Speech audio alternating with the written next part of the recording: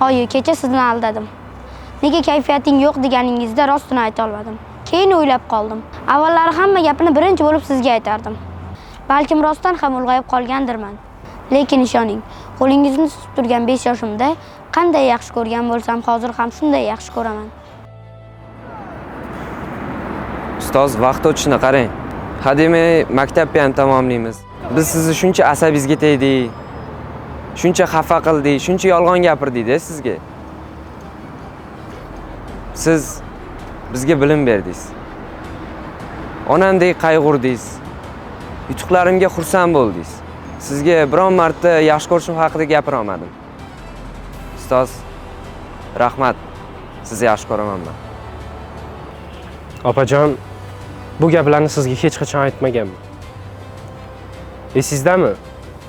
Yoshligimda yig'lasam, siz meni ovutardingiz. Men esa faqat sizni yig'latardim.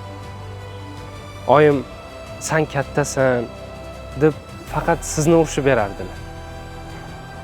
Eng qizig'i, siz kichik jussangiz bilan meni yelkangizga chiqarib olib aylantirib yurardingiz. Yoshligimizda bozordan olib kelingan shirinliklar ustida doim talashardik. Nimaga bunaqa yomon uka bo'lganman, o'zim ham bilmayman. Hozir osmondan shirinliklar yog'ilsa ham o'sha kunlar qaytib kelmasligini juda ham yaxshi bilaman. Opa, siz hozir boshqa oiladasiz. Va men sizni juda ham qattiq sog'inyapman. Sizni yaxshi ko'raman. Azizam, farzandlarimning onasi. Bilaman, ba'zan seni xafa qilib qo'yaman. Ko'nglingga qara olmayman. Sen borliging uchun men aslida kuchli ko'rinaman. Seni borliging meni xotirjam qiladi.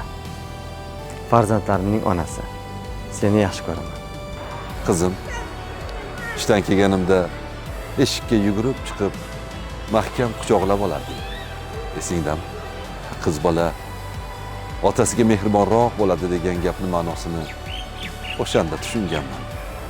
Har doim ham seni erkalay olmayman. Har doim ham senga mehribonlik qila olmayman. Lekin bilgin, seni doimo yaxshi ko'raman.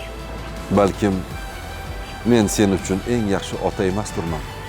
Lekin sen men uchun eng yaxshi farzandsan. Qizim.